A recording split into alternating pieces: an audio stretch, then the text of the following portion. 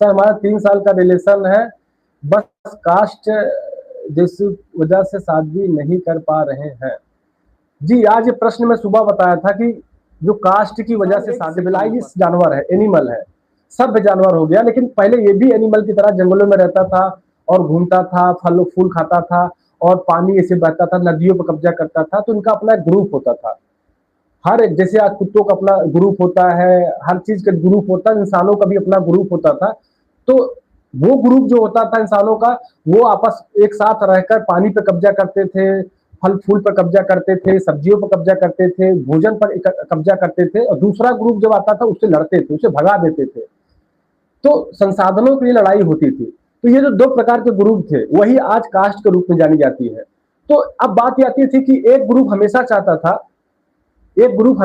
था कि मेरा ग्रुप की संख्या बढ़ जाए, मेरे ग्रुप की संख्या बढ़ जाए ताकि हम लोग ताकतवर हो जाए और दूसरे ग्रुप को हराकर भोजन को, पानी के संसाधन को हम कब्जा कर सके और अपने अस्तित्व की विकास की प्रक्रिया को फैला सके।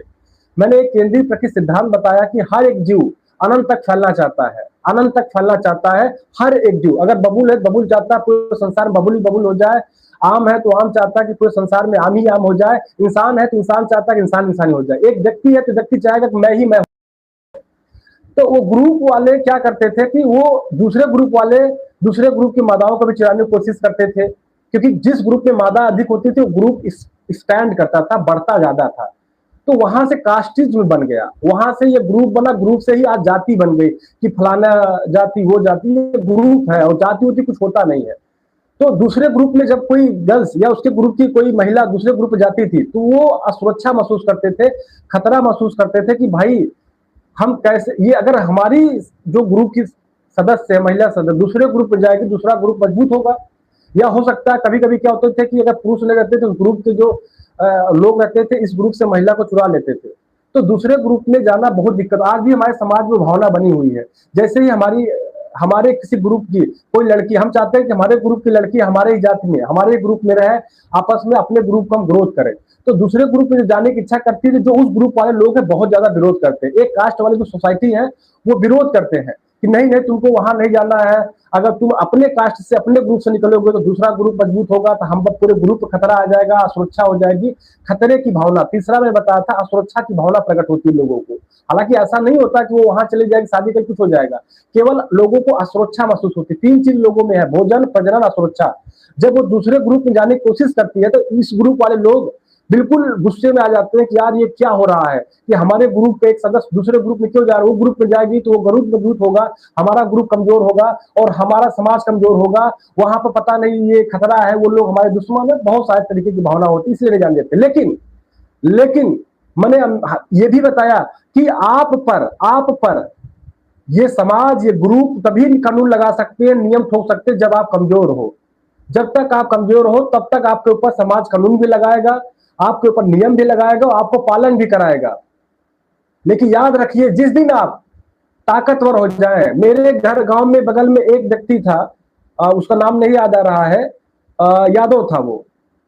एक ही गांव में एक व्यक्ति ने शादी कर लिया दूसरे कास्ट में, लोगों ने उसका निमंत्रण बंद कर दिया। लेकिन जब वो लड़का क्या था, वो आईएएस बन गया। जब वो आईएएस बन गया तो वो इंटरकास्ट, मतलब एक जो धोबी जिसे कहते हैं, चौधरी जिसे कहते हैं, उसमें जाकर शादी किया, हालांकि वो भी आईपीएस थी।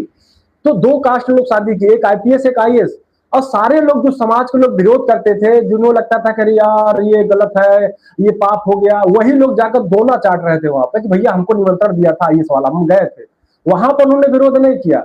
याद रखिएगा, सोनाक्षी सिन्हा का नाम जानती है आप? सोनाक्षी सिन्हा क्या है? उनके पिताजी शत्रुघ्न सिन्हा, उनका घर का नाम रामायण था, उनके बेटे का नाम शत्रुघ्न था, लक्ष्मण था, राम था। लेकिन वो कहां गई, किसी इकबाल से शादी की कि नहीं की? हमारा समाज, याद रखिएगा, उसी को दबाता है, उसी को निचोड़ता है, उसी पर नियम लागू करता है और उसी को दबा कर रखना चाहता है जो कमजोर है, जो वीक है, नियम वही लागू होता है। आज अगर ताकतवर बन जाए, आप अगर, सोनाक्षी सिन्हा के पीछे पूरा हिंदू समाज लग गया था कि तुम्हें मुस्लिम में नहीं जाने दूंगा, ये कर दूंगा, वो कर दूंगा, बहुत लोग लगे, लेकिन उसके पास ताकत थी, वो सक्सेस थी, पावरफुल थी, कोई रोक नहीं पाया। याद रखिएगा, ये सारे नियम कास्टिज्म, धर्म, जातिवाद ये सिर्फ कमजोर लोगों के लिए है, जो मजबूत है उनके लिए कोई नियम नहीं। हालांकि ये कुछ होता ही नहीं है, ये केवल एक असुरक्षा की भावना होता है।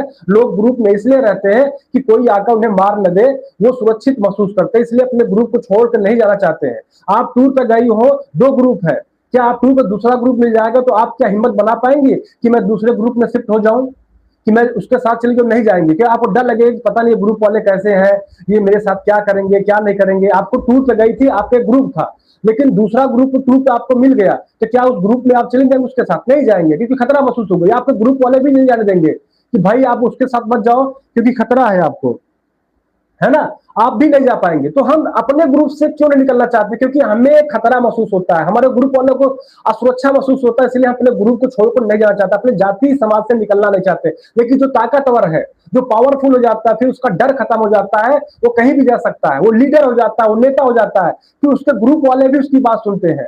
तो साक्षी नेताजी सिर्फ एक चीज करना है, ताकत को हासिल करना है, पावर को हासिल करना है। ये सारी बेड़ियां जो समाज की है, जो सारे रूल्स है, ये सब 1 सेकंड में टूट जाएगा जिस दिन आपके पास पावर आ जाएगा।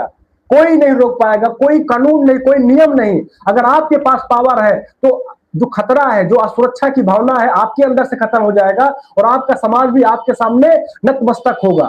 मैंने देखा था, मैं देखता हूं कि मैं जो जंगल जो वाला होता है ना, बायोग्राफी देखता हूं मैं, एनिमल बायोग्राफी हिंदी में। मैं देख रहा था कि जिस ग्रुप में जो ताकतवर होता है वही लीडर बनता है, वही नेता बनता है। ग्रुप वाले सबसे पहले उसे खाने के लिए देते हैं, उसकी बात मानते हैं, जो वो कहता है वही सुनते हैं। और जो कमजोर है बेचारा, वो कोने पड़ा रहता है, सबसे पीछे उसका उसका जो है, सबसे पीछे उसका नंबर आता है। और आज इसीलिए मैं कहता हूं कि घर वाले आपके जो भी शिक्षा दे रहे, शिक्षा आपको इसलिए नहीं दी जा रही कि आपको कमजोर बनाने के लिए, आपको शिक्षा इसलिए दी जा रही है ताकि आप मजबूत बन सके और अपने अधिकारों को मांगे नहीं, कटोरा लेकर भीख न मांगे, ताकत के साथ आप अपनी इच्छा को, जो भी आपका अधिकार है, जो आपकी पसंद है, उसको छीन सके। क्योंकि समाज मांगने से नहीं देता है, अधिकार भीख मांगने से नहीं मिलता है, बल्कि अधिकार को छीना जाता है ताकत से। और वो ताकत आपको एजुकेशन ही दे सकता है, एजुकेशन ही वो ताकत है, शिक्षा ही वो बल है जो आपको पावर दे सकता है। और पावरफुल इंसान के सामने हर कोई झुकता है, फिर चाहे वो जाति हो, चाहे वो धर्म हो, चाहे वो समाज हो, हर कोई झुक जाएगा। तो सबसे सर्वश्रेष्ठ चीज आपके लिए पावर है, सबसे सर्वश्रेष्ठ चीज आपके लिए पावर है। तो मैं आप लोगों से हमेशा यही कहता हूं, पावर जनरेट कीजिए, पावर के पीछे भागिए, शक्ति के पीछे भागिए, ज्ञान के पीछे भागिए, और उसके बाद फिर ये सारी बेड़ियां, सारे नियम, सारे कानून टूट जाएंगे। क्योंकि नियम और कानून सिर्फ कमजोरों को बांधने के लिए होते हैं, पावरफुल के लिए ना कोई नियम होता है, ना कोई कानून होता है, ना कोई जाति होता है, ना कोई धर्म होता है। याद रखिएगा, कमजोर लोगों को बचाने के लिए एक ऐसा उनके मन में खतरा होता है कि यार कहीं ऐसा ना हो कि जा रहा है।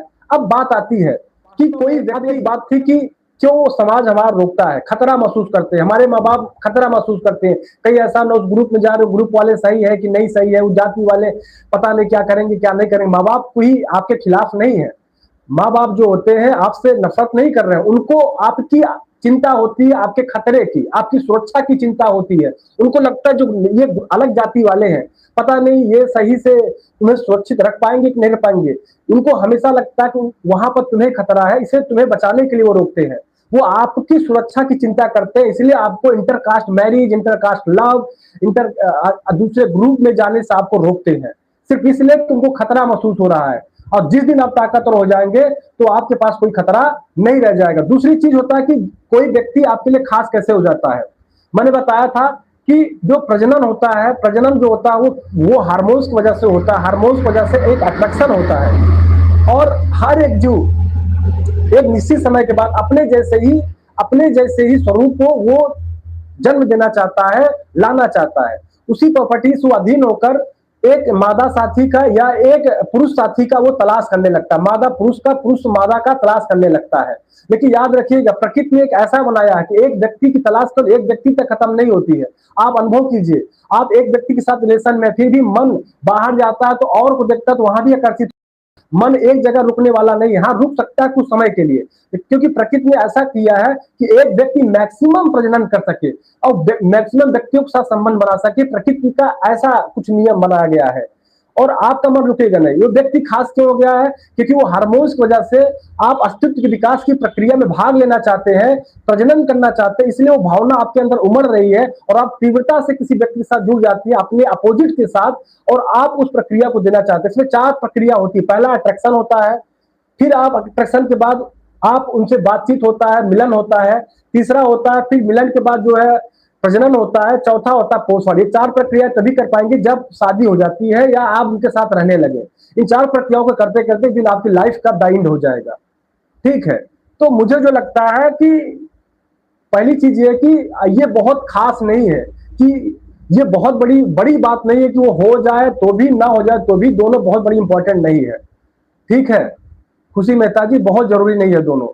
तो बिल्कुल एक चीज मेरी बात सुन लीजिए, अगर होना होगा तो 100% हो जाएगा, अगर नहीं होना होगा तो 100% नहीं होगा।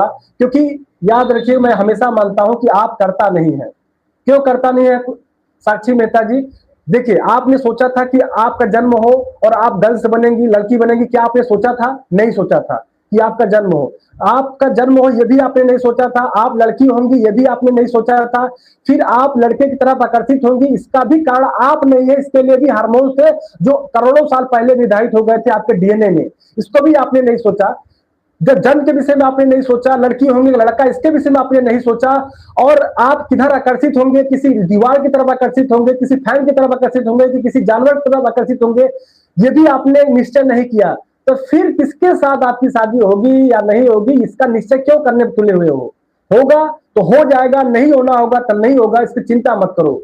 मैं हमेशा कहता हूं कि बाहर किसी को खास मत बनाओ, कोई खास है ही नहीं, ये सिर्फ हार्मोन्स की वजह से होता है। बाहर कोई इंपॉर्टेंट, कोई ना तुम इंपॉर्टेंट हो ना कोई और इंपॉर्टेंट है। अगर बाहर किसी चीज को खास बनाओगे तो खुद को भूल जाओगे, खुद को खो दोगे, अपने आप को भूल जाओगे, और अपने आप को भूलना मतलब दर्द, दर्द, विकृति, यही सब महसूस होगा। तो खुद को जानना है, ये जीवन की प्रक्रिया है, ये होता रहेगा। आज किसी व्यक्ति के साथ रिलेशन में है, वो खास महसूस हो रहा है, एक दिन टूटेगा, फिर दूसरा खास होगा, और जीवन के अंत तक यही महसूस होगा यार हर कोई खास हो रहा है जिसके साथ जा रहे हैं, पास जा रहे हैं। ये खास नाम की कोई चीज खत्म ही नहीं हो रहा, ये जीवन की प्रक्रिया है जिसे आप अनुभव कर रहे हैं, आप नहीं उसमें। ना आपका प्रजनन की जरूरत है, ना आपको किसी साथ की जरूरत है, ना आपको किसी साथी की जरूरत है। ये एक जीवन है, जैसे गर्मी आती तो आपको गर्मी महसूस होती है, ठंडी आती तो आपको ठंडी महसूस होती है, वैसे ही आप किसी व्यक्ति के पास गई हैं तो वो उसका जो है महसूस हो रहा है, वो कोई इंपॉर्टेंट नहीं है। इसलिए मिले तो भी सही, ना मिले तो भी सही, इसके लिए सोचने की कोई जरूरत नहीं है, कोई खास नहीं है। हर व्यक्ति, हर एक वस्तु जीवन में अपने आप में पूर्ण है। आप अपने आप में पूर्ण है, आपको पूर्ण होने के लिए किसी दूसरी चीज की जरूरत नहीं है, और जो अनुभव हो रहा है वो जीवन है, वो आप नहीं है। ठीक है, तो हो सकता है कि आप मेरे प्रश्नों को आपको जवाब मिला होगा। कुछ